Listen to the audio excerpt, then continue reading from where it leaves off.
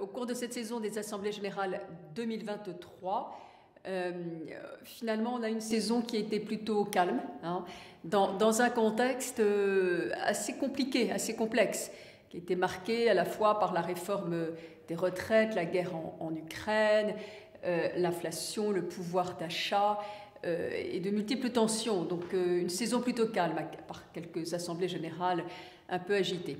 Alors, ce qui nous a intéressé, nous, c'est la conjonction de trois grandes tendances. La première, c'est le quorum. On a eu une hausse du quorum très significative. On était à 75% contre 69% l'an dernier, ce qui démontre une très grande implication de la part des actionnaires et des investisseurs.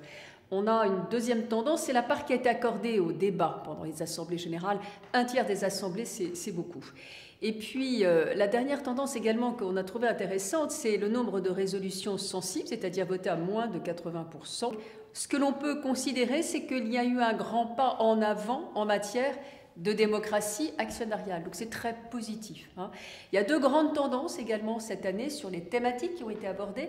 La première, c'est la lutte contre le changement climatique et plus particulièrement le net zéro. Toutes les entreprises en ont parlé, de la même façon qu'en 2022. Et un thème émergent, c'est le partage de la valeur. Alors probablement, évidemment, en raison du contexte, de toute la polémique autour des dividendes, et puis de façon générale de tous les sujets qui tournent autour de cette répartition de la valeur. Alors pour l'année prochaine, ce que l'on souhaiterait à l'Institut du capitalisme responsable, c'est qu'on fasse également un pas en avant en matière de pédagogie, de matérialité de l'information.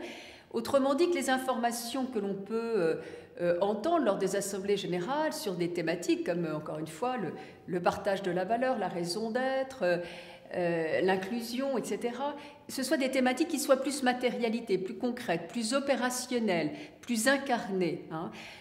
Aujourd'hui, on a encore des assemblées générales qui restent assez techniques. Il y a eu beaucoup d'efforts en matière de pédagogie, mais nous, on a le sentiment qu'il faut aller encore beaucoup plus loin, beaucoup plus incarner, beaucoup plus matérialiser les engagements des entreprises de façon à donner davantage de preuves aux actionnaires qui sont présents aux assemblées générales.